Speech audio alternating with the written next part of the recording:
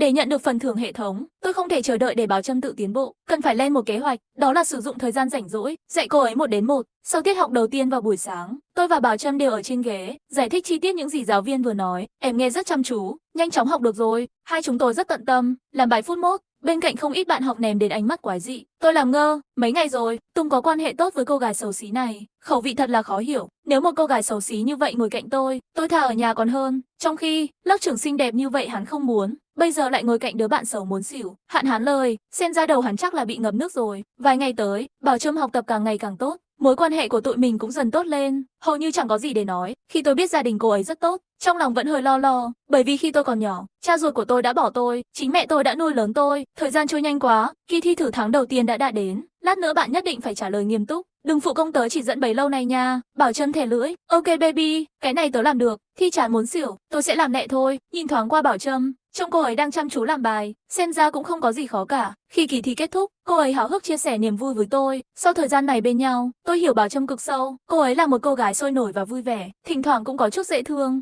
Hôm sau, thầy giáo cầm bài kiểm tra bước vào lớp học, ánh mắt lướt qua các bạn học phía dưới. Kỳ thi thử lần này, một số bạn học có tiến bộ rất lớn, cũng có học sinh điểm kém một chút. Tôi sẽ bắt đầu với học sinh kém nhất, đường tăng 2 điểm, bát giới 38 điểm, ngộ không 250 điểm, cả lớp có 56 mạng. Lúc này đã công bố thành tích của 30 mạng. Bảo Trâm trên mặt đầy vẻ căng thẳng. Tôi vỗ vai cô ấy, bảo em đừng lo. Huyền Diệu 696 điểm, Bảo Trâm 735 điểm. Khi thầy giáo đọc tên của Bảo Trâm, là cái thứ hai từ dưới lên, nói cách khác, cô ấy đứng thứ hai trong lớp. Thành tích này đủ để vào top 20 bảng thách đấu rồi, cũng có nghĩa là tôi đã hoàn thành nhiệm vụ thứ hai hệ thống, thi được 735 điểm. Cảm giác không thật, như đang mơ. Rồi cô ấy bật khóc luôn. Nhìn dáng vẻ đáng yêu của Bảo Trâm, tôi nở một nụ cười ấm áp. Lúc này thầy giáo cầm tờ giấy cuối cùng lên, vị trí top 1 server 750 điểm. Mời bạn Tùng lên trên này. Chúc mừng bạn Tùng đã trở thành huyền thoại, học sinh đầu tiên đạt điểm tối đa. KKK, ánh mắt của cả lớp đều đổ dồn vào tôi, ngạc nhiên và sốc. Chỉ có lớp trưởng Huyền Diệu sắc mặt tối sầm. Trước đây mỗi lần thi thử, cô ấy đều đứng đầu, mà lần này hắn lại chỉ xếp thứ 3. Tôi ngẩng đầu liếc nhìn Huyền Diệu, ngay lập tức phát hiện ra ý nghĩ xấu xa. Sơn Tùng chết tiệt này, đợi đấy, tôi sẽ không để cậu tự hào lâu đâu. Ngay lúc này, hệ thống chó đột nhiên xuất hiện. Chúc mừng chủ nhân hoàn thành nhiệm vụ thưởng, biết trước các sự kiện tin tức trong tương lai, đồng thời đạt được kỹ năng bí ẩn. Trong lòng tôi mừng thầm, đây là một skin bá cháy, khác gì xuyên không từ tương lai về. Khi tôi trở về chỗ, nhìn thấy Trâm giơ ngón tay cái lên cho tôi, đột nhiên tôi sửng sốt. Tôi nhìn qua lớp trang điểm xấu xí mà cô ấy vẽ, thấy khuôn mặt thật của cô ấy, khuôn mặt tinh tế này giống như tiên nữ hạ phàm, ngay cả áo ngoài của ẻm cũng trở nên trong suốt, dường như trần truồng trước mặt tôi. Vãi lúa, thiên nhãn thông, skin này lại có thể thấu thị được của nó. Trước đây tôi biết cô ấy giả vờ xấu, nhưng không ngờ sự tương phản lại lớn vậy. Ảo thật đấy. Tôi lặng lẽ trở về chỗ ngồi, mắt lại không nhịn được lén nhìn về phía em. Cô ấy đẹp quá. Bạn học Tùng, bạn đang nhìn gì vậy? Mặt tôi dính gì à? Chân bị nhìn chằm chằm, mặt nhỏ đỏ bừng. Trước kia nếu có ai dám nhìn chằm chằm em như vậy, cô ấy chắc chắn sẽ cảm thấy ghê tởm. Nhưng bây giờ bị tôi nhìn chằm chằm như vậy, cô ấy không tức giận mà là ngại ngùng. Tôi không nói gì cả, mà lấy điện thoại ra, chụp trộm một bức ảnh mặt bên của cô ấy, gửi cho cô ấy rồi. Tôi đang nhìn người đẹp, Bảo Trâm ngại ngùng, bọn họ đều nói tôi xấu. Tôi không phải là người đẹp, có thể thấy cô ấy rất vui khi được tôi khen. Cô ấy vẫn nghĩ rằng chuyện cô ấy và bạn thân ăn mặc xấu xí chỉ có hai người họ biết, vì vậy cô ấy nghĩ rằng tôi đang nói đùa. Ngay lúc này, hệ thống lại xuất hiện sự kiện tin tức mới. Vui lòng tự kiểm tra kịp thời, là hoa khôi đẹp nhất trường Bảo Trâm, mỗi ngày sống cuộc sống bị trò liếm theo đuổi. Để thoát khỏi những con trò liếm, cô ấy cố tình make up thành một cô gái xấu xí, chuyển đến trường chúng tôi. Nhưng tất cả những điều này lại bị tôi nắm rõ. Vừa rồi, tôi đã hoàn thành một vòng mới, nhiệm vụ thành công đem thành tích của Bảo Trâm lên top 20. Tôi có được skin dự đoán tương lai, phần thưởng cho biết sự kiện tin tức. Sự kiện tin tức tương lai này cũng ngon. Đầu tiên là cổ phiếu Temu, sắp có nghiên cứu mới, chỉ cần mua cổ phiếu của họ trước, tôi có thể kiếm được cả tỷ. Nhưng nghèo rất mồng tơi, tôi còn đúng cái nịt, tiền đâu mà đầu tư mua. Tôi bắt đầu tính toán, nếu mượn tiền bạn cùng phòng, tối đa cũng chỉ có thể gom được vài trăm. Ngay khi tôi lo lắng về điều này, đột nhiên nghĩ đến bạn cùng bàn, Tiểu Thư Trâm. Cô gái này nạp thẻ cơm đều trực tiếp nạp 30.000, chắc là có rất nhiều tiền riêng, nếu có thể mượn một chút. Đến lúc đó, số tiền kiếm được 50/50, khởi nghiệp đôi bên cùng có lợi. Bảo Trâm, tôi muốn nói với bạn một chuyện. Cái gì bí ẩn vậy? Bạn cứ nói tự nhiên đi. Gần đây tôi đã biết được một số thông tin nội bộ, cổ phiếu của một công ty sắp tới kỳ tăng, nhưng vì tôi không có nhiều tiền, cho nên muốn mượn bạn một chút. Bạn học Tùng không ngờ bạn lại biết chơi cổ phiếu, thật sự không nhìn ra đấy, có vẻ rất tốt, cho tôi mượn một ít được không? Tôi có thể viết giấy ghi nợ hoặc quay video lại, không cần rắc rối như vậy đâu. Lấy thẻ này đi, mật khẩu là 6 số 9, dùng bao nhiêu thì rút bấy nhiêu, dùng xong trả lại thẻ cho mình là được rồi. Bảo Trâm chê chuyển tiền quá phiền phức, trực tiếp đưa thẻ cho tôi, bên trong là toàn bộ tài sản cô ấy tích lũy được. Cảm ơn bạn, tôi thực sự yêu bạn. Sau khi nói xong tôi ha ha cười, không nhịn được đưa tay bóp mặt em ấy, làm cho Bảo Trâm một hồi xấu hổ. Bạn học Tùng, bạn thật khó chịu, cái gì yêu hay không yêu, thật kinh tởm, cốt ra, tay ôm ngực, xị mặt. vẻ ngoài tức giận rất dễ thương. Sau giờ học buổi sáng, tôi đến ngân hàng, cắm thẻ ngân hàng vào máy rút tiền, nhập mật khẩu 9 số 6, thấy số dư trong thẻ khiến tôi sốc toàn tập, chỉ thấy trên màn hình hiển thị một dãy số dài, bắt đầu là số 1, phía sau còn có 6 chữ số, có hơn 1 triệu, trái tim của Bảo Trâm thật là vĩ đại, như tiền thế này cũng dám yên tâm đưa thẻ như vậy, nhưng may mắn là tôi đổi thành người khác, chắc còn cái nịt, dùng hết 1 triệu mua cổ phiếu, một ngày có thể kiếm được hơn 100.000 tệ, đủ cho một học sinh bình thường như tôi không chút do dự chuyển 1 triệu này vào thẻ của tôi, để lại hơn 700 tệ tiền tiêu vặt cho Trâm. Sau đó mở phần mềm giao dịch cổ phiếu, đặt lệnh tất tay mua vào cổ phiếu của Temu. Hay sắp trúng bánh rồi. Khi tôi hạnh phúc vì điều đó, chợt nhận ra có gì đó không ổn. Mặc dù tôi dựa vào hệ thống chó, biết trước sự gia tăng của cổ phiếu, nhưng Bảo Trâm thì không. Ngay cả khi nói cô ấy cũng sẽ không tin. Vừa rồi tay nhanh hơn não, mua hết sự rồi. Tí nữa nếu cô ấy biết chuyện này, không biết sẽ phản ứng thế nào. Nhưng dù sao, tôi phải nói với cô ấy. Nghĩ tới đây, tôi vội vàng trở lại lớp học, cho đến khi tan học vào buổi chiều. Tôi mới lấy hết dũng khí đến bên Bảo Trâm. Bạn này, cổ phiếu tôi nói với bạn sáng nay tôi đã mua xong rồi. Mua là cổ phiếu của tập đoàn Temu. Được rồi, đến phản ứng của Bảo Trâm có chút bất cẩn. Tôi sợ cô ấy khó chấp nhận trong một thời gian. Rồi tôi giơ một ngón tay lên. Kế hoạch dự kiến từ từ nói cho cô biết. Có phải là 100.000 không? Không nhiều lắm, chỉ cần làm theo thỏa thuận trước. Đến lúc đó kiếm được tiền chúng ta chia 50-50. Không còn sớm nữa, chúng ta về đi. Bị các bạn khác nhìn thấy chúng ta ở đây một mình. Lại có chuyện để tám rồi. Nói xong Bảo Trâm liền đứng dậy chuẩn bị rời đi. Chờ một chút, hãy nghe tôi nói. Tôi không muốn nói dối cô. Bạn phải chuẩn bị tâm lý. Thực ra không phải là 100.000 mà là... Không sao đâu, không có nhiều tiền đâu. Tôi vừa định tiếp tục giải thích, thì bạn thân của cô ấy lại gọi đến. Bảo Trâm, tôi đang ở cổng trường. Tại sao cậu vẫn chưa ra ngoài? Không phải đã hẹn tan học cùng đi ăn cơm sao? Xin lỗi, tớ vừa bận, tớ sẽ đến ngay. Lời nói vừa dứt, cậu ấy chạy như bay, để lại mình tôi đứng bơ vơ, nhìn bóng lưng cô ấy rời đi và lớp học trống rỗng.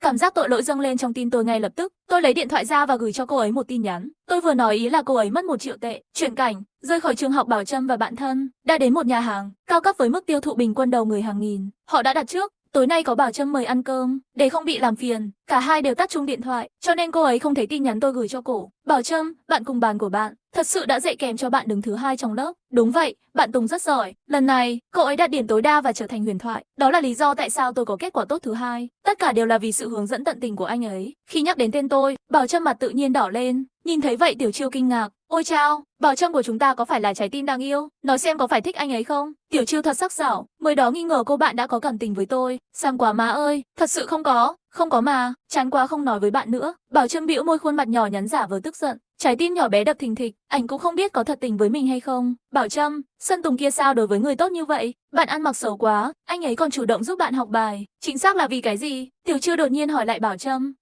Sơn Tùng thường rất lạnh lùng với các bạn học khác, ngay cả lớp trưởng xinh đẹp hắn cũng không thèm, nhưng lại tốt với tôi như vậy. Một chàng trai như vậy rốt cuộc là muốn gì? Hắn có biết bạn giàu không? Tôi đã mời anh ấy đi ăn, đã nói trong thẻ cơm của tôi có hơn 30.000 tệ. Tôi đã nói với anh ấy rằng gia đình tôi rất tốt. Đúng rồi, cho anh ta đang theo đuổi tiền của bạn. Nếu không bạn ăn mặc xấu xí như vậy, người đàn ông nào sẽ chủ động tiếp cận bạn? Là một bạn thân, tôi phải nhắc nhở cậu. Nếu anh chàng đó đột nhiên muốn mượn tiền của bạn, đừng cho anh ta mượn, hiểu chưa? Tiểu Chiêu nghiêm túc nói những lời này. Bảo Trâm mặc dù không tin tôi sẽ là loại người này, nhưng nghe bạn mình nói vậy, trong lòng không khỏi có chút lo, bởi vì tôi thực sự đã vay tiền từ cô ấy rồi. Suy nghĩ một lát, cô ấy quyết định đừng nói với Tiểu Chiêu về việc vay tiền, nếu không, với tính cách của cô ấy, chắc chắn sẽ đến trường đích thân tìm tôi đòi tiền. Mê mơ, ta ở trong lòng Bảo Trâm cũng không phải người như vậy. Rất nhanh thức ăn ngon đã được dọn ra, hai người cũng dừng đề tài này, bắt đầu tập trung vào thức ăn trên bàn. Một bữa ăn đã ăn hơn 1 tiếng đồng hồ, hai người mới hài lòng chuẩn bị trở về. Bảo Trâm cùng bạn gái đến quầy lễ tân, chuẩn bị thanh toán. Người phục vụ thanh toán bằng thẻ, máy quẹt liên tục xác nhận xin chào. Số dư trong thẻ của bạn không đủ, WTF, thẻ này của tôi có hơn 1 triệu. Bạn quẹt lại xem. Xin lỗi, vừa rồi tôi đã quẹt nhiều lần rồi, đúng là số dư không đủ, nếu không bạn đổi thẻ khác thử lại xem. Bảo Trâm đứng hình 5 giây, sao lại thế nhỉ? Bảo Trâm, có phải cậu lấy nhầm thẻ không? Tiểu Chiêu rất rõ hoàn cảnh gia đình của Trâm, không đến nỗi ngay cả bữa ăn này cũng không mời được. Bảo Trâm mặt biến sắc, chuyện cũng đến rồi, thôi thì nói ra, hết cho bạn vậy, tôi không lấy nhầm thẻ, mà Sơn Tùng nói muốn mượn tiền tôi, lúc đó tôi không nghĩ nhiều nên đưa cho anh ta. Tiểu Chiêu bị sốc, Bảo Trâm, bạn nói bạn có ngốc không? Thẻ 1 triệu cứ như vậy tùy tiện giao cho anh ta, còn nói bạn không thích người ta, tình yêu điên rồ của bạn đó, tôi đã nói gì với bạn? Bảo Trâm rất là ủy khuất, thút thít, trong đầu cứ hiện lên khoảng thời gian trước, và từng chút một với tôi, hình tượng đang dần sụp đổ. Tiểu Chiêu sau khi biết được thẻ của bạn bị quét sạch, tức giận kéo Bảo Trâm đến ngân hàng. Bảo Trâm cắm thẻ và nhập mật khẩu, số dư trong thẻ chỉ còn lại 700. Bầu không khí lúc này thật đáng sợ. Chà, 1 triệu tệ, giờ chỉ còn 700 tệ. Tôi sẽ đi gặp lãnh đạo trường ngay bây giờ. Hãy để họ xử lý việc này. Học sinh trung học cũng 18 tuổi rồi, đủ tuổi để bị kết án. Lừa bạn nhiều tiền như vậy, đủ để hắn ngồi tù một công.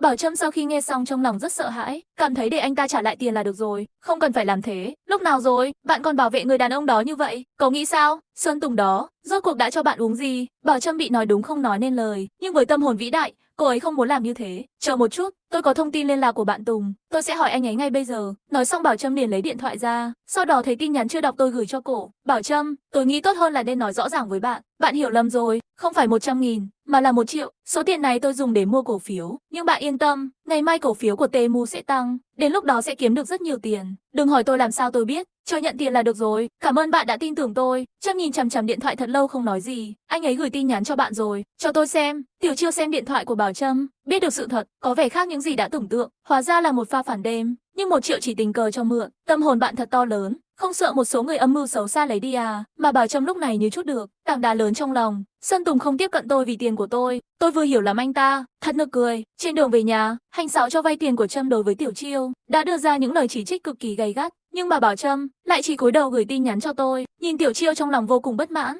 mắt lén quét qua màn hình điện thoại của Trâm, vừa vặn nhìn thấy một cái ôm mà tôi gửi đến. Biểu cảm ôm. Ôi chao, Bảo Trâm, bạn còn dám nói không yêu đương? Hắn đã gửi cho bạn biểu cảm ôm hôn. Sơn Tùng này là ai vậy? Nếu dễ dãi quá hắn sẽ theo đuổi bạn đến cùng. Ngay cả khi bạn ép, anh đã từ lâu, cũng không đến nỗi đồng ý từ lần đầu tiên. Đừng nói lung tung, tôi và Tùng thực sự không quan hệ như bạn nghĩ. Bảo Trâm vội vàng giải thích, nhưng càng giải thích càng rối, chỉ có thể bước nhanh về phía ký túc xá. Trở lại ký túc xá, Bảo Trâm lần đầu gửi cho tôi một tin nhắn. Sơn Tùng, tôi bị anh hại thảm rồi, sau này đừng gửi cho tôi vẻ mặt thân mật như vậy. Bạn gái tôi hiểu lầm rồi. Sao vậy? Bảo Trâm nhỏ dễ thương của tôi. Ai là nhỏ dễ thương của bạn? Tôi nổi hết da gà rồi. Thôi quên chuyện đó đi, tôi muốn nói với bạn. Tôi đã giao toàn bộ tài sản cho bạn rồi, đừng phản bội sự tin tưởng tôi dành cho bạn. Được rồi, nếu em bị mất gì đó, tôi sẽ chịu trách nhiệm với em. Ai cần trách nhiệm của anh? Bạn có thể nói dịu dàng hơn, hay nói cách khác, sau này tôi sẽ là người của em. Sơn Tùng, anh thật không biết xấu hổ. Bảo Trâm che miệng cười, bởi vì cô bạn ở ngay bên cạnh, cho nên em không dám cười quá lớn tiếng.